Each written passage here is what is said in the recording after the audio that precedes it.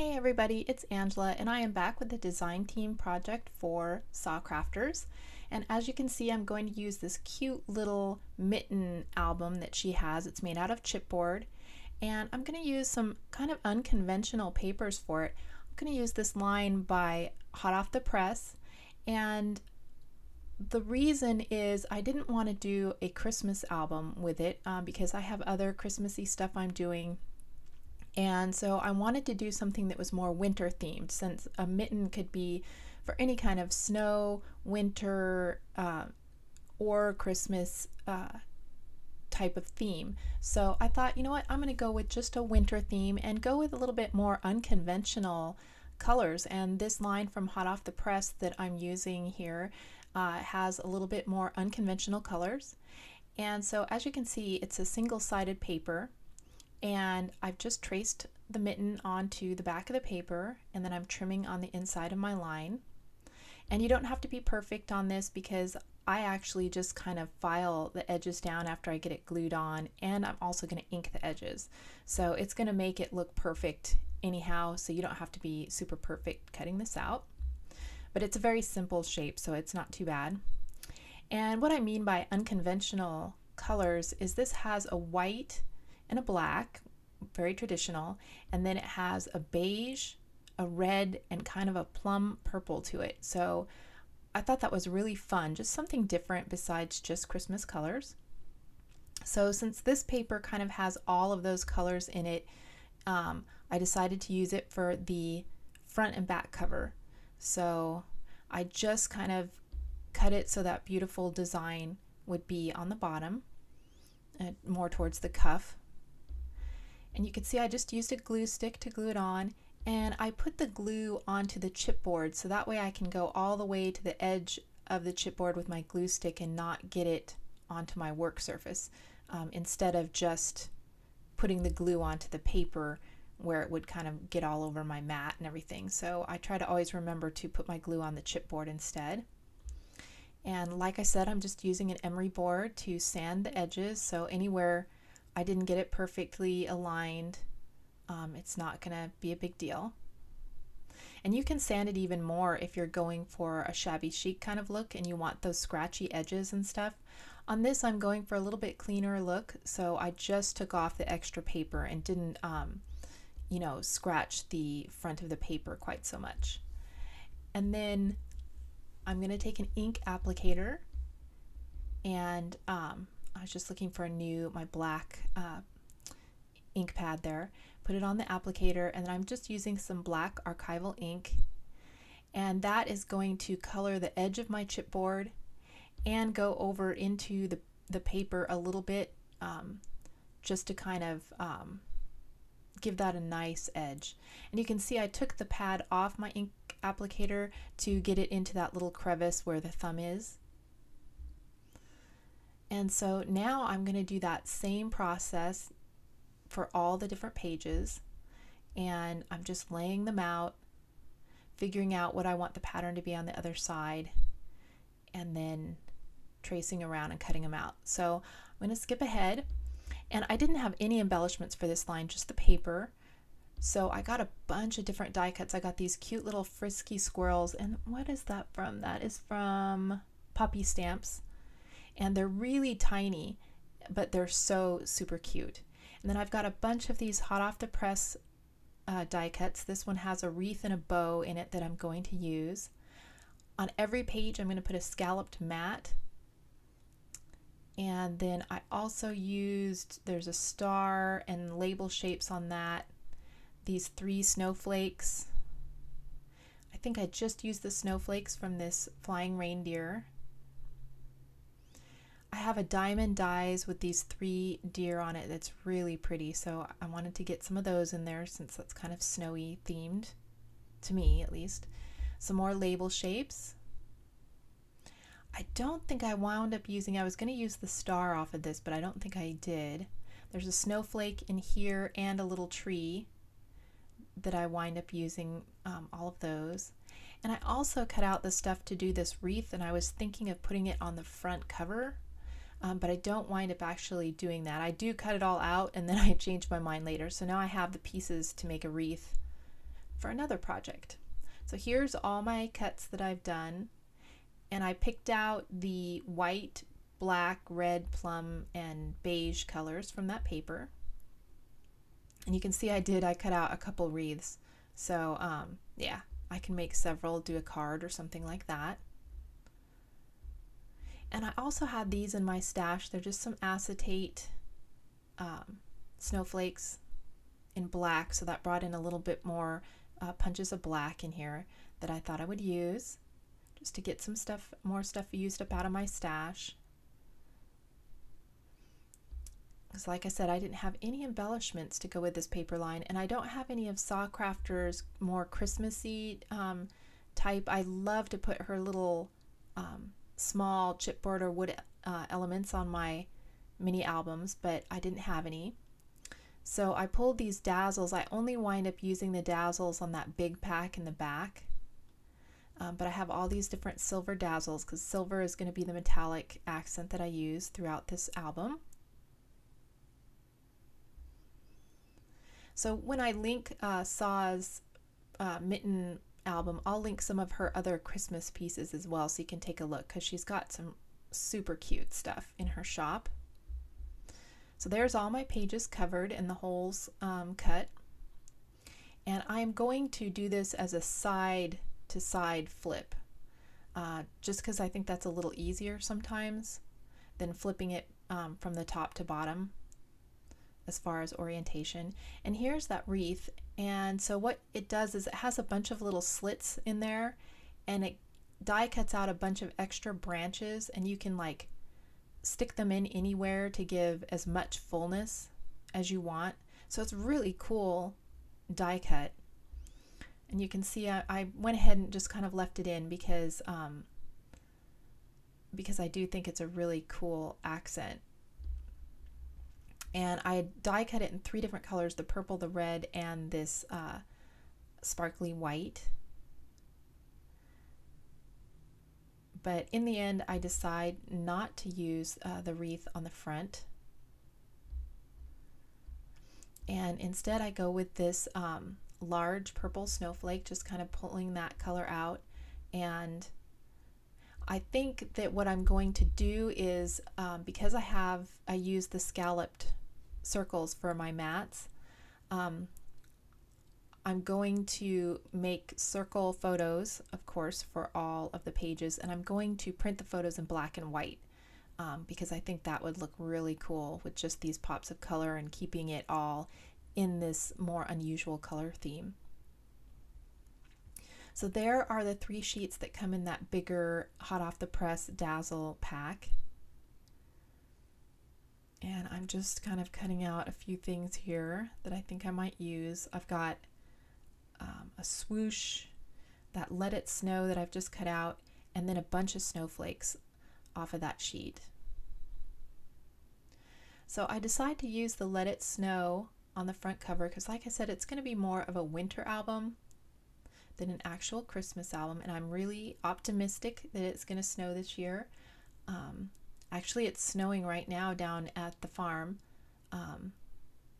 My hubby's there without any power, so that kind of sucks for him. But I'm up here in the city with the heat on, so that's pretty awesome. Although it is flooding here, so that's not so awesome. I may be trapped in my house if the road in our neighborhood floods out, because there's only one way into our neighborhood, and we're already up to flood stage in a lot of areas here in Oregon, so we'll see. I've got plenty of food, and if the power goes out, I'm good, so I'm not too worried about it. So there I'm thinking about using some of those black rhinestone swirls, but they were just a little bit too big for the cover. So even though I try to make it work, I eventually give up on that. And I want to put the color, all of the colors on each page. So some white snowflakes and some red and some purple, and kind of incorporate those colors onto each page. And I think I just show doing this front cover I don't show all the pages in this video because it would just be too long, but I'm going to give you an idea of what I did. I put some elements up on pop dots on each page just to give a little bit of lift.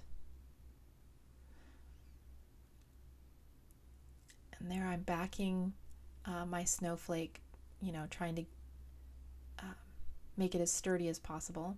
And I'm using cardstock for that because the papers I covered the pages with are kind of a thin paper and they're single-sided, so they work great for covering mini albums, but they're not too stable for putting up on foam tape. So there I just lift up that snowflake, and then I want to go ahead and get some red onto this page. So I'm just using a piece of scrap paper, and then I'm pouncing my glue stick onto the snowflake. That way it doesn't, if you run it across the snowflake, it's going to get all kinds of goo trapped in the crevices in between that's then going to transfer over onto your project and your hands and everywhere. But if you just kind of pounce it on the back, it won't do that. It'll be a lot cleaner to work with your glue stick that way. So that was the front cover, and I'll go back and add a few more things to that later, but I'm going to go on to this first page, and like I said, I'm going to use a scalloped circle mat on each of the interior pages, and that's where my photos are going to go. And like I said, I think I'm going to use black and white photos in this album. So I'm just putting that down, and again on that wreath, I just used a piece of scrap paper and pounced the glue onto the back of that, so it'd be a lot cleaner to work with. Also using a label shape, I'm pretty sure I used a label shape on each of the pages too, just leaving myself a spot to put like the name and date. I'm thinking if I put the grandkids playing in the snow on each page, I want to write down which grandkid it is and the date and stuff like that. So there I put one of those cute little trees, and then I'm pulling in some of the white and purple snowflakes and beige just to bring all the colors onto each page. And you can't really see here, but I only put glue on half of that snowflake, and you'll see when I do the final flip through, I've left it open so that a photo can be slid behind those snowflakes. So I didn't glue them completely down. And now I'm using just a couple of those silver snowflake dazzles just to give a touch of silver to each page. And there is my first page finished, front and back. And I pull these two laces here because I wanted to put something around the cuff, but I just wasn't too sure about it. They were too formal looking. And eventually I do find some lace that I put around each of them that's a little more softer fiber, and it looks a little more, almost gives a hand crocheted look, and you can see it here on the front. And so there is my front cover, and I added a couple Prima flowers on here, and I'll show the package here in a second, and a deer in red on there as well. So I'm going to show you the supplies, the extra supplies that I used on this that I didn't show at the beginning. So you can see I have the rhinestone and those little black rhinestone stars, and those are these crystal stickers of stars that I got at Michael's. And then I just had some random bling. And then these two flowers with the, looks like snow crystals on them, are some Prima flowers that I got. I don't know which collection they go to, but I took out all the red and beige colored ones. And this lace is lace that I got from Olga. Thank you, Olga. And here it is. She had sent me a whole bunch of it, so I had enough to go around each of the cuffs. And it just has that soft hand crocheted, more mitten-like feel to them. If I was a crocheter, I probably would have crocheted a little chain and put a couple pom-poms on it, like, you know, they have on kids' mittens, because I think that would be so cute. But I'm not that good with crocheting, so yeah. So anyhow, I put some of the stars and rhinestones on each of them. And there you can see I did not glue that all the way down, so I can slide the photo underneath. I've got some room for journaling on there. And there's the actual die cut for the photos. So the photo will be die cut with this circle and then slid behind there. So that should make it pretty easy for me to put all the photos in. Here I used one of those black acetate pieces behind just to pull that punch of black. There's a little tag for journaling with some of the little gems and another one of the Prima flowers. And I love on this paper, it has kind of a knitted sweater pattern on it. So it just has that pretty winter look. And they're kind of like poinsettias, I think, in the design. And there are the Dazzle stickers. They're the winter ones. And I used mostly, like I said, the snowflakes out of this. And I think their website is paperwishes.com. If you go there, I think it's either hot off the press or paperwishes.com. I think they have two websites. I'm not positive on that. There's one of the little squirrels, a couple little trees, some more of the bling, a label shape it's up on foam tape, but it's loose. And I can stick some foam tape under it after the photo is inserted. Same way with this bow. I can slide the photo underneath it and then put a little piece of foam tape under it. It's got another Prima flower on there. On this side, another one of those deer, snowflakes, bling. You know, just kind of the same repeating theme throughout. Nothing too complicated. And like I said, I pretty much made all of these embellishments just using my die cuts and some paper. So this album is pretty much all done out of my stash. And I just like how different the colors are. I'm not usually a purple kind of girl, but yeah, I thought it really worked. It was just something different. And I think with black and white photos on here, yeah, it's really going to pop. So there's another one of the diamond dye deer, another Prima flower and acetate snowflake behind. It's a little squirrel on that one.